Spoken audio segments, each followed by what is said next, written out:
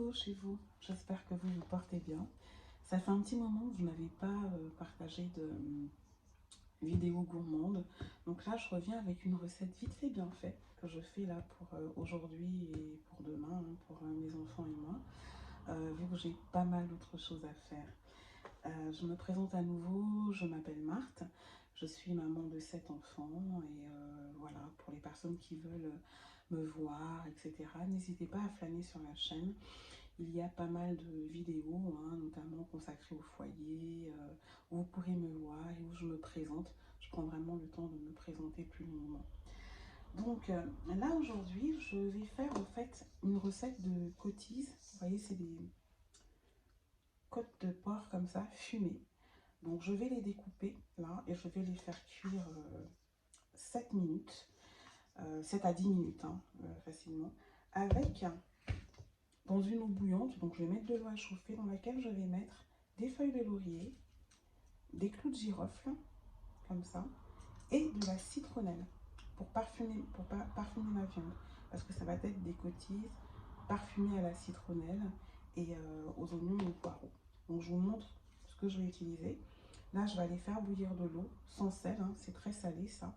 Avant de faire bouillir, vous voyez, il y a des morceaux comme ça. Donc là, je vais vraiment tout découper. Je vais tout découper en petits morceaux hein, pour, voilà, pour que ce soit quand même plus présentable.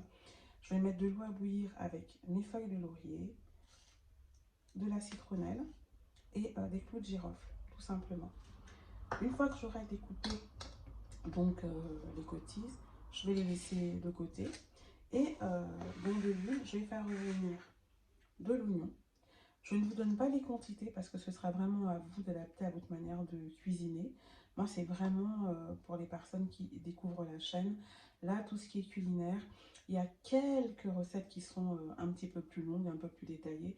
Mais sinon, c'est vraiment des suggestions et je vous montre comment je fais. Après, vous adaptez à votre manière de cuisiner. Et si vous voulez vraiment des recettes bien détaillées, n'hésitez pas à aller sur mon site douceurmaison.com. Il apparaîtra sur l'écran, douceurmaison.com, qui existe depuis une vingtaine d'années. Et là, vous pourrez voir des recettes détaillées. C'est un site qui est totalement gratuit, donc n'hésitez pas à y aller. Donc là, je vais mettre des oignons.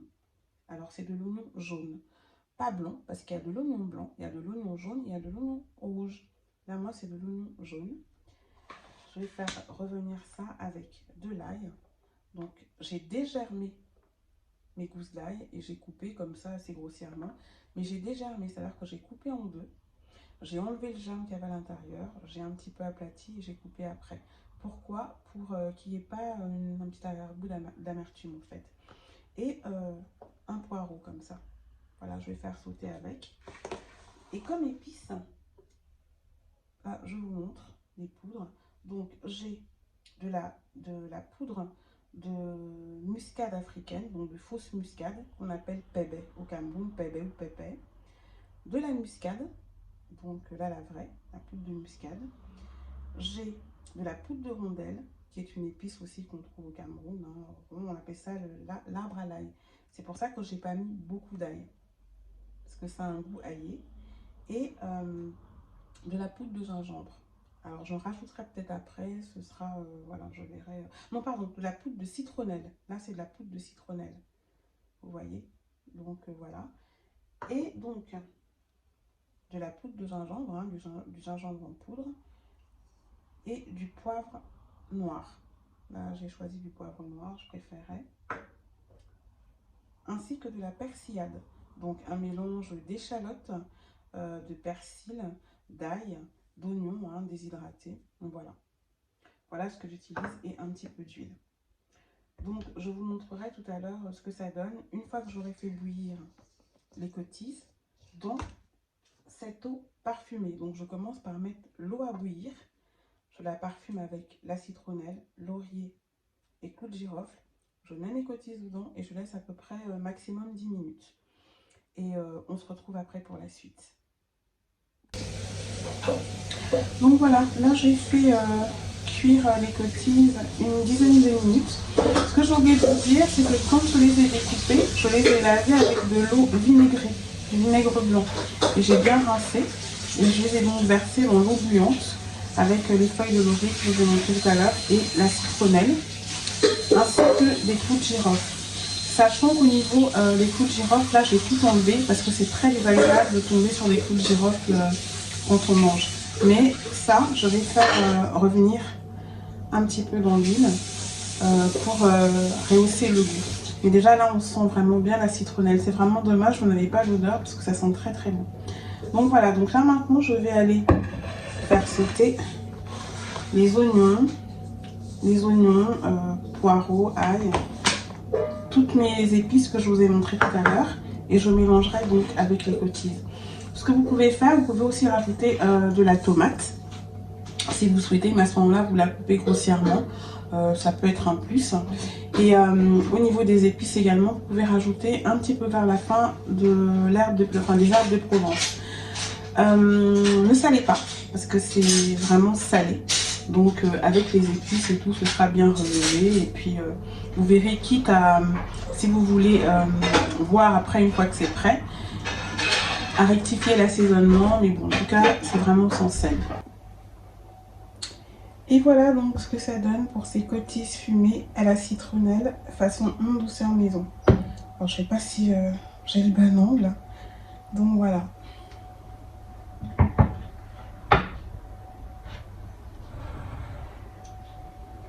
Alors, vous avez pu voir, j'ai laissé quelques bâtonnets de citronnelle comme ça. Hein, juste pour la présentation, du laurier. Je n'ai pas mis de piment, mais vous pouvez mettre du piment si vous le souhaitez. Pourquoi je n'ai pas mis du piment? Parce que j'ai fait une purée de piment pour accompagner ces cottises. Et ce que je voulais vous dire, c'est que quand je les ai fait sauter, donc revenir en fait, avec tout ce que je vous ai montré tout à l'heure, un petit peu avant la fin, j'ai mis un peu de marinade teriyaki de cette marque. Très peu. Alors on aime ou on n'aime pas, c'est à vous de voir. Moi je trouve que ça apporte un petit plus, c'est vraiment sympathique. Donc voilà, et comme accompagnement, les enfants vont manger avec du riz blanc parfumé que mon 5e fils a fait. Et des crudités aussi, un mélange de crudités, carottes, choux, etc. C'est très très bon avec. Moi personnellement, ce sera avec du manioc et des crudités. Donc voilà, c'est vraiment vite fait, bien fait. Ce qui met le plus de temps, c'est de faire bouillir en fait les cottises. Là, hein. Donc je vous ai dit, vous faites d'abord bouillir l'eau parfumée, vous mettez vos cottises, il faut compter une dizaine de minutes.